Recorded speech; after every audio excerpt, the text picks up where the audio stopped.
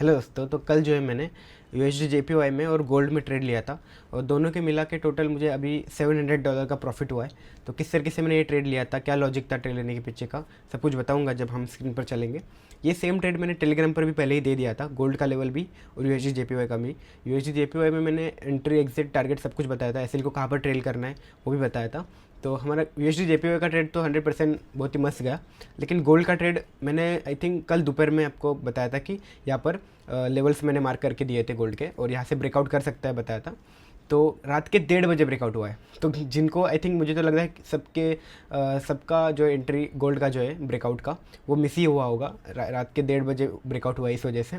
लेकिन मैंने एक्चुअली पहले ही ट्रेड ले लिया था ब्रेकआउट से पहले, क्योंकि मुझे लग रहा था जिस तरीके से अभी वन साइड डायरेक्शन मार्केट जा रहा है गोल्ड, तो अगर ब्रेकआउट करेगा तो मौका नहीं देगा गोल्ड रिटेस्ट करने का या फिर एंट्री देने का।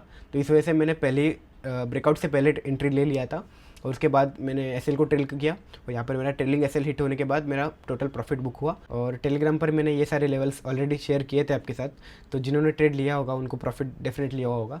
तो देखते हैं किस तरीके से मैंने ट्रेड लिया था, क्या लॉजिक था ट्रेड लेने के पीछे का, क्या रीज़न था, सब कुछ बताऊंगा स्टेप बाय स्टेप।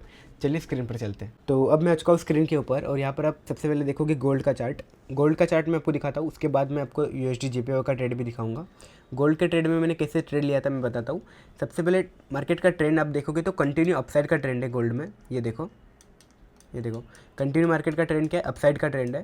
और यहाँ पर एक मेजर रेजिस्टेंस लेवल था और यहाँ से मार्केट ने बहुत बार रेजिस्टेंस लिया था। ये देखो ये लेवल से यहाँ पर एक लिक्विडिटी लेवल था और अगर ये ब्रेकआउट होता है तो जिन्होंने यहाँ पर सेल किया होगा ना, सभी के ऐसे यहाँ पर फास्ट बुक होंगे और यहाँ से मार्केट फास्टली मूव करेगा अपसाइड। ठीक है, क्योंकि अपसाइड जिस तरीके से मार्केट का ट्रेंड है और यहाँ पर एक मेजर रेजिस्टेंस लेवल है, यहाँ से मार्केट ने बार बार रिजेक्शन लेकर नीचे आया है, मतलब यहाँ पर लिक्विडिटी है, लोगों की यहाँ पर एसएल है। ठीक है, अगर ये लेवल ब्रेक होता है तो सभी के एसएल फास्टली बुक होंगे और यहाँ पर मार्केट का मूवमेंट जो है फास्टली अपसाइड जा सकता है।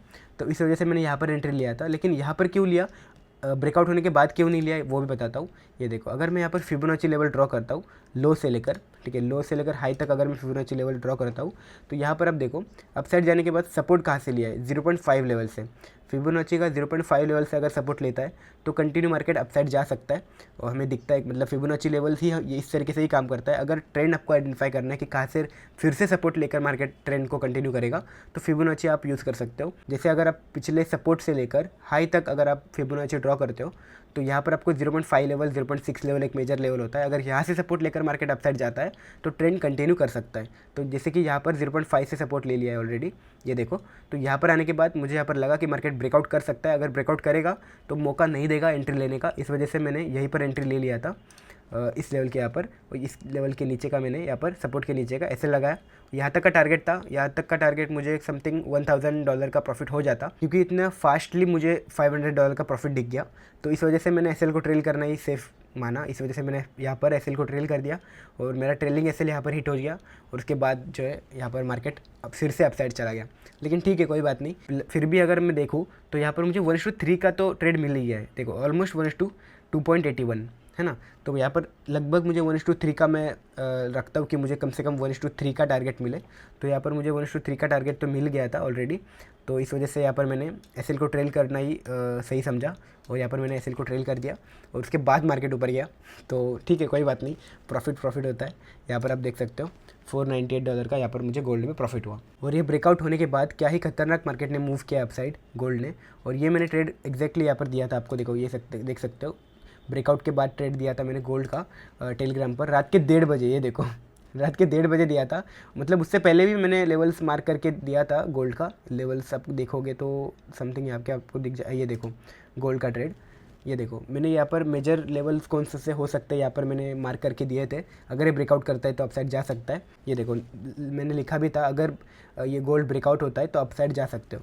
तो ये मैंने आपको दिया था गोल्ड का। और उसके बाद मैंने USD JPY का भी ट्रेड दिया था। ये देखो USD JPY, अगर ये डाउन साइड ब्रेक करता है तो आप डाउन साइड जा सकते हो। ये देखो USD JPY अगर ब्रेक करता है डाउन साइड तो डाउन साइड के लिए हम ट्रेड प्लान करेंगे, मैंने बताया था। ये देखो उसके बाद मैंने एंट्री भी दिया, एसएल को ट्रेल भी किया करने के लिए बताया था आपको, कहाँ पर एसएल को ट्रेल करना है सब कुछ बताया था। उसके बाद टारगेट हिट हो चुका है। तो इस तरीके से मैंने ट्रेड दिया था USD JPY का। अभी देखते हैं कि USD JPY में मैंने ये ट्रेड कैसे दिया था। ये देखो, तो एग्जैक्ट मैंने यहाँ पर एंट्री लिया था, यहाँ तक का SL है, यहाँ तक का टारगेट है। ये मैंने ट्रेड कैसे लिया था, क्या रीज़न था, मैं आपको बताता हूँ। जूम आउट करता हूँ इसको मैं थोड़ा। तो यहाँ पर आप देख सकते हो, यहाँ पर एक मेजर सपोर्ट लेवल है और इस लेवल का मार्केट ने ब्रेक डाउन किया और कंटिन्यू मार्केट का ट्रेंड क्या डाउन साइड है। जब भी मैं ट्रेड लेता हूँ ना, तो ट्रेंड को सबसे पहले देखता हूँ कि ट्रेंड कौन सी साइड है, उसी डायरेक्शन में अगर मुझे ट्रेड मिल रहा है उसी डायरेक्शन में ट्रेड लेने की कोशिश करता हूँ। सबसे पहले मैं ये देखता हूँ ट्रेड लेने से पहले कि मार्केट का ट्रेंड क्या है। अगर ट्रेंड डाउन है तो मैं डाउन साइड के ट्रेड लेने की कोशिश करता हूँ, जहाँ पर मेरा सेटअप बैठे वहाँ पर मैं एंट्री करता हूँ। लेकिन अगर मुझे अगेंस्ट भी ट्रेड लेना है, ट्रेंड के अगेंस्ट ट्रेड लेना है, तो मैं देखता हूँ कि मेजर रेजिस्टेंस लेवल कहाँ पर है। अगर मेजर रेजिस्टेंस लेवल यहाँ पर है, जैसे कि मार्केट का ट्रेंड डाउन साइड था और गैप डाउन भी ओपन हुआ, यहाँ से एक मेजर रेजिस्टेंस लेवल है क्योंकि यहाँ पर लिक्विडिटी भी है। अगर ये लेवल ब्रेकआउट होता है तो मैं देखता हूँ कि अपसाइड के चांसेस कहाँ पर है, अपसाइड के मैं ट्रेड कहाँ पर ले सकता हूँ, कहाँ पर एंट्री बैठेगी। तो उसके हिसाब से मैं अगेंस्ट अगर मुझे ट्रेड करना है तो एक मेजर रेजिस्टेंस लेवल जब तक ब्रेक नहीं होता तब तक मैं अपसाइड के लिए नहीं जाता हूँ। तो यहाँ पर जो है मेजर रेजिस्टेंस लेवल ये है क्योंकि यहाँ पर लिक्विडिटी भी है। अगर जब तक ये लेवल जो है ब्रेकआउट नहीं करता है तब तक मार्केट का ट्रेंड चेंज नहीं हो सकता। और अगर इसी लेवल से मार्केट फिर से रिजेक्शन लेता है, फिर से मार्केट का ट्रेंड कंटिन्यू होता है, तो पिछले सपोर्ट को मार्केट जब ब्रेक करेगा तब मैं एंट्री करूँगा, ऐसा मैंने प्लान किया था। क्योंकि अपसाइड जाने के चांसेस तो यहाँ पर कम हो चुके हैं क्योंकि यहाँ पर लिक्विडिटी भी है और जब तक ये ब्रेकआउट नहीं करेगा तब तक मार्केट का ट्रेंड चेंज नहीं हो सकता। तो जब इस लेवल से मार्केट रिजेक्शन करता है तो फिर से मार्केट का ट्रेंड जो है कंटिन्यू हो सकता है। तो जैसे ही इस बड़ी कैंडल ने ब्रेकडाउन किया ना इस लेवल के, ये वीक के भी नीचे आ चुका था, तो यहाँ पर मैंने थोड़ा सा फोमो में आकर जल्दी एंट्री कर दिया था। मैंने आपको ट्रेड नहीं दिया था तब तक, मैंने फोमो में आकर जल्दी एंट्री कर दिया। इस वजह से यहाँ पर मुझे $116 का लॉस हुआ और ये मैंने सुबह में एंट्री लिया था तो इसमें मुझे BTC में एक लॉस हुआ था $100 का। तो ये दोनों मिला के $200 का मुझे लॉस हो चुका था। तो मैंने वेट किया, उसके बाद रिटेस्ट का वेट किया। तो यहाँ पर देखो, तो जब मार्केट फिर से इस लेवल को ब्रेक डाउन कर रहा था तो यहाँ पर मैंने एंट्री किया। इस लेवल के ऊपर का SL यहाँ तक का टारगेट रखा था। यहाँ पर मुझे जो है $300 और $230 दो ट्रेड यहाँ पर मैंने लिए थे, तो टोटल $500 का प्रॉफिट हुआ। और ये तो SL हुआ था हिट BTC में $100। उसके बाद ये जो फोम में आकर मैंने बताया कि डाउन होने के बाद ट्रेड लिया USD JPY $116 का लॉस। और ये ट्रेड $127 का लॉस क्यों हुआ USD JPY में, मैं आपको बताता हूँ। ये देखो एक्चुअली क्या हुआ कि जैसे कि ये लेवल को ब्रेक डाउन किया मार्केट ने, ठीक है, यहाँ पर मार्केट ने ब्रेक डाउन किया तो यहाँ पर मुझे लगा कि और ज़्यादा मार्केट नीचे जा सकता है क्योंकि यहाँ पर जो है जो स्विंग था ये, और जिस तरीके से मार्केट का ट्रेंड मुझे दिख रहा था तो मुझे लगा कि और ज़्यादा मार्केट नीचे गिर सकता है। तो ये थोड़ा सा मेरा गलत हो गया। तो यहाँ पर मेरा क्या हुआ, मैंने एंट्री लिया यहीं पर, मतलब टारगेट हिट होने के बाद। ये देखो यहाँ पर जो है एंट्री मैंने यहाँ पर लिया, जैसे कि मैं इस लेवल को ब्रेक डाउन किया मार्केट ने, तो यहाँ पर मैंने एंट्री किया डाउन साइड का और यहाँ पर इस लेवल के ऊपर का SL रखा था। तो इस वजह से यहाँ पर मेरा SL हिट हुआ। मतलब ये कहते हैं ना कि लॉस रिकवर चक्कर में हम फिर से एंट्री कर देते हैं, तो वो लॉस रिकवरी के चक्कर में जो पिछला यहाँ पर जो फोम में आकर मैंने ट्रेड लिया था $100 का, तो वो रिकवरी चक्कर में यहाँ पर मैंने फिर से एंट्री किया, तो ये रिवर्स हो गया मार्केट। तो ये एंट्री लेने की ज़रूरत नहीं थी, लेकिन ठीक है, यहाँ पर मुझे ऑलरेडी $500 का प्रॉफिट हो चुका था। ये भी माइनस करते हैं तो फिर भी मैं $200 के प्रॉफिट में था। मतलब ये $2 के, मतलब ये $200 यहाँ पर $100 और सुबह BTC में $100 और यहाँ पर फिर से $127, मतलब $300 भी अगर माइनस करें फिर भी मैं यहाँ पर $200 के प्रॉफिट में था क्योंकि एक ही ट्रेड में मुझे क्या हुआ था, यहाँ पर $500 का प्रॉफिट हुआ था। तो इससे पता चलता है आपका रिस्क मैनेजमेंट, ठीक है। यहाँ पर मेरी गलती थी, मैं मानता हूँ, ऐसा कुछ नहीं, यहाँ पर मेरी गलती थी, यहाँ पर एंट्री किया मैंने लॉस रिकवर के चक्कर में, तो ये मानता हूँ गलती थी, नहीं करना चाहिए था। लेकिन अगर आपका रिस्क मैनेजमेंट अच्छा है, ठीक है, लाइक रिस्क रिवॉर्ड रेशियो अच्छा है, 1:3 1:4 इस तरीके के आपके ट्रेड है, अगर आपके 1-2 लॉस भी हो जाते हैं फिर भी आप प्रॉफिट में ही रहोगे क्योंकि आपका रिस्क रिवॉर्ड रेशियो अच्छा है, 1:3 1:4 के अबाव है। मतलब बड़े ट्रेड लिया करो, जैसे कि 1:3 1:4 के ट्रेड लिया करो, ताकि आपका रिस्क रिवॉर्ड रेशियो अच्छा रहे और आपके 1-2 लॉस भी हो जाते हैं फिर भी आप प्रॉफिट में ही रहो, ठीक है। तो इस तरीके से मैंने ट्रेड प्लान किया था ये वाला। और टोटल आपके देखोगे तो अगर मैंने यहाँ पर 3 ट्रेड लॉस किए, $100 $100 $100, ठीक है, $300 लॉस, और यहाँ पे $500 $500, मतलब 1000 में से अगर 300 माइनस भी करते हैं तो $700 के मैं प्रॉफिट में हूँ टोटल।